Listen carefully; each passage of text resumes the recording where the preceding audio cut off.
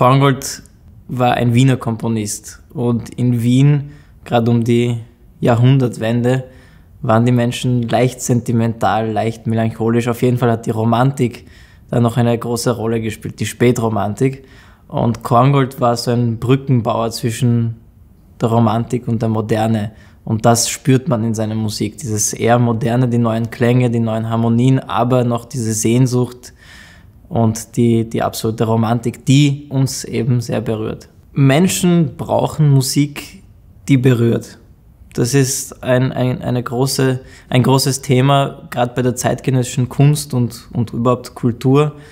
Wenn es zu kopfig ist, wenn es mathematisch ist, wenn es besonders intellektuell ist auch sehr toll und sehr interessant. Aber letztendlich glaube ich persönlich, dass Menschen Musik brauchen, die eben solche Reaktionen hervorrufen können wie Tränen oder auch Lachen oder was auch immer, aber eine wirklich starke emotionale Reaktion. Und Korngold schafft das. Der hat eine Tonsprache gefunden, das ist, wie gesagt, doch sehr modern und er war ja Schönberg hatte einen Verein und hat seine 12-Ton-Technik damals entwickelt in Wien und Korngold war sehr interessiert an diesen ganz modernen Techniken, aber trotzdem hat er geschafft, dieses Spätromantische, dieses Melancholische in seiner Musik nicht zu verlieren und das macht das wahnsinnig interessant. Es passiert nicht sehr oft, dass ich bei Musik weine, aber zugegebenermaßen kann ich mich auch gut dann irgendwie meine Emotionen halten. Ich kann mich sehr gut erinnern, dass ich als Kind mal geweint habe, als ich das Brahms-Violinkonzert gehört habe. Das hat mich so erschüttert einfach. Aber auch manchmal, ich finde es auch sehr schade, dass die Klassiker, die Musiker, die klassische Musik spielen, die ausschließlich auch klassische Musik hören, sagen, ja, Tschaikowski ist zu 0815 und das ist zu wenig fürs Intellekt, aber auch zum Beispiel Symphonien von Tschaikowski können so berührend sein. Also zum Beispiel die russische Romantik ist sehr, sehr gefühlvoll, sehr, sehr romantisch. Mich berührt alles. Ich habe vorgestern Frank Sinatra gehört und hatte Gänsehaut. Also es muss einfach emotional sein und glaube ich, eine Botschaft haben. Und wenn die Botschaft dann ankommt und das im richtigen Moment, dann berührt mich die Musik. Dass Musik eine breite Masse berührt, ist natürlich ein Thema, was mich sehr beschäftigt. Und ich glaube, das ist ein sehr komplexes Thema. Ich habe so ein Bild im Kopf, dass die Musik eine Sprache ist. Und ich vergleiche das gern, wenn wir in ein fremdes Land fahren und eine Fremdsprache hören. Wie zum Beispiel, ich weiß nicht, wenn wir Chinesisch zum ersten Mal hören, wirkt das ja ein bisschen fremd für uns und wir können damit nichts anfangen. Und nach, wenn wir in dem Land leben und das öfter hören, dann fühlen wir uns plötzlich nicht mehr so unwohl, wenn wir die Sprache hören, sondern die Klänge werden dann plötzlich klarer. Und das ist genauso wie mit verschiedenen Musikrichtungen. Ich kann das sehr gut nachvollziehen, weil ich als 10-Jähriger zum ersten Mal sowas wie Rock oder Pop gehört habe. Ich habe davor nur, meine Eltern sind Musiker, und ich habe nur zu Hause Klassik gehört. Und dann kam ich eben in die Schule und dann plötzlich hörten meine Freunde andere Musikrichtungen und zuerst war ich wirklich sehr schockiert. Und deshalb kann ich nachvollziehen, dass wenn ein 18-Jähriger oder eine 20-Jährige zum ersten Mal Klassik hört, dass das ein Schock ist und man nichts damit anfangen kann. Und deshalb, ich glaube, das Wichtigste ist die Musikerziehung an den Schulen. Das ist ein grundlegendes, ich kann fast sagen, Problem, dass an den Schulen zu wenig Musik, aber ich sage nicht nur Klassik, sondern verschiedene. Ein Musiklehrer muss sich mit allen Musikrichtungen auseinandersetzen und das den Jugendlichen, den Kindern näher bringen. Und dann werden die Klänge nicht mehr so wild. Und also es ist überhaupt kein Vorwurf an die Menschen, die dann vielleicht auch mit 30 zum ersten Mal im Musikverein oder im Konzerthaus sitzen und einfach nichts damit anfangen können. Man muss schon als Kind, als Jugendlicher diese Klänge in den Kopf bekommen. Naja, es ist ja so was ist der Unterschied zwischen tonaler und, sage ich mal, atonaler Musik? Oder was ist der Unterschied zwischen Mozart und Schönberg oder auch manchmal Korngold? bei Mozart, wenn man sich so eine U-Bahn-Fahrt vorstellt, bei Mozart hast du diese Stellen, wo du dich anhalten kannst, weil es fließt und es gibt ein Fundament. Du kannst dich immer anhalten, weil es ist immer die Tonika, die Dominante, also das sind jetzt Fachbegriffe, aber man spürt den Boden unter den Füßen. Und bei tonaler Musik bricht das zusammen und man kann sich nirgendwo festhalten. Es ist sehr abstrakt. Insofern, glaube ich, wenn man einsteigt, dann Mozart, Haydn, Beethoven, das sind die richtigen Komponisten zum Einsteigen. Mozart auf jeden Fall. Mozart ist immer wieder auch für mich zurückzukehren in diese Vollkommenheit, diese vollkommenen Klänge. Das ist auf jeden Fall richtig. Ich kann, ehrlich gesagt, mein Leben nicht ohne Musik vorstellen. Und ich glaube nicht, dass ich präsent bin durch Musik. Ich glaube, die Musik lebt einfach, würde auch auf jeden Fall ohne mich leben und lebt ohne mich. Und ich darf einfach da in dieser Welt mitschwimmen, mitgestalten.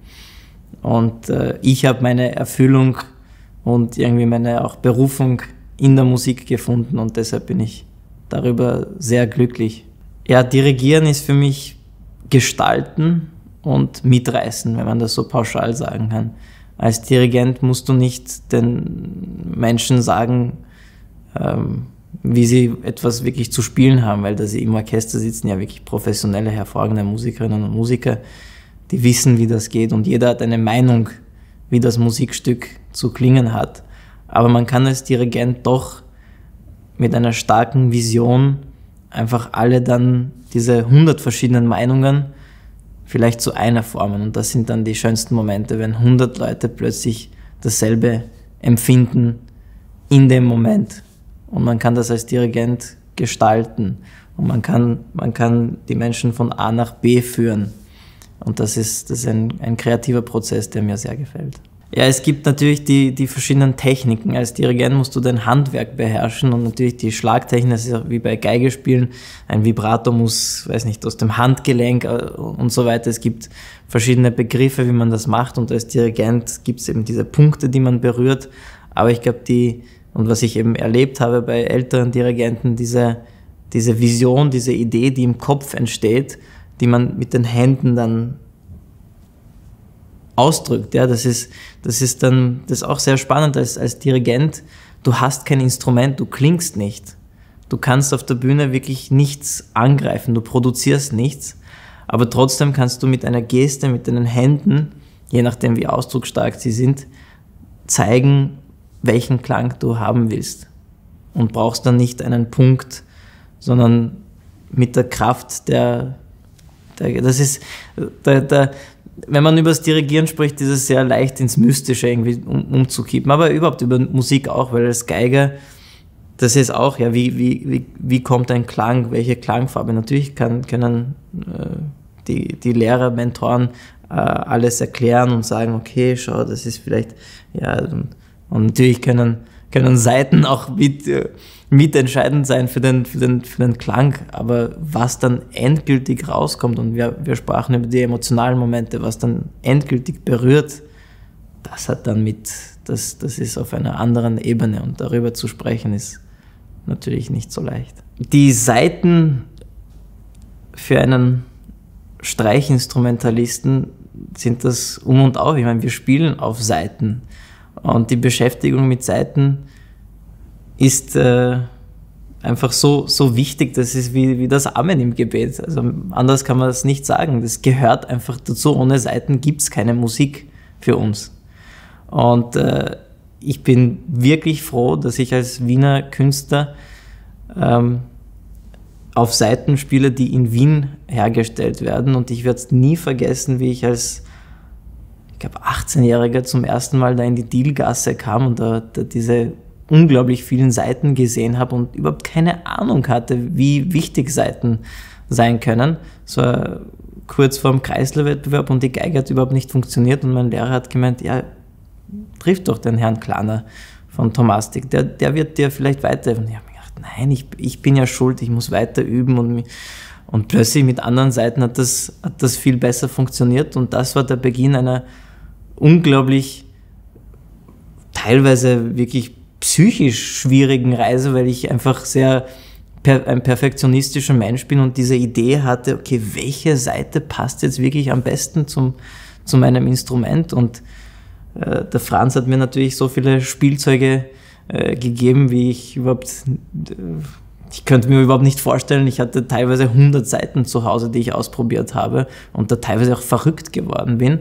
Aber diese Erfahrungen haben mich wirklich weitergebracht und jetzt nach eben 6, 7 Jahren weiß ich sofort, welche Seite zum Instrument passt und welche nicht und kann auch diese Erfahrung, Gott sei Dank, oder möchte auch diese Erfahrung weitergeben.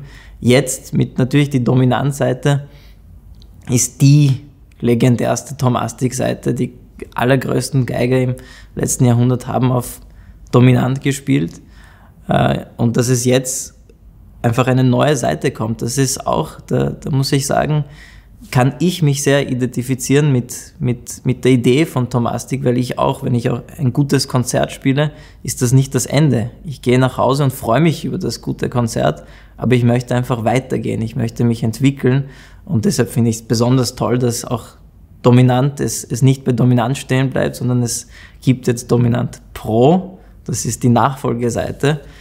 Ich finde das toll und ich meine, ich habe jetzt ein paar Jahre auf der Seite gespielt, wo ich das Gefühl habe, das passt am besten zu meiner Geige, aber jetzt probiere ich die Seite aus und das ist sehr spannend und passt auch wunderbar und ich habe das jetzt genossen, die Tage drauf zu spielen und die Reise wird auf jeden Fall weitergehen. Wenn es ein Wort gäbe, womit ich Tom Astig beschreiben würde, wäre das Begleitung, weil es gibt keinen Tag ohne Tom Astig-Seiten. Ich meine, das klingt vielleicht lächerlich oder pauschal, aber es gibt keinen Tag für mich ohne Musik, keinen Tag ohne Geige, keinen Tag ohne Proben und auch wenn ich dirigiere im Orchester, sind die Musikerinnen und Musiker ausgestattet mit auch Dominantseiten oder mit anderen Tom Astig-Seiten. Insofern Begleitung. Es begleitet mich jeden Tag.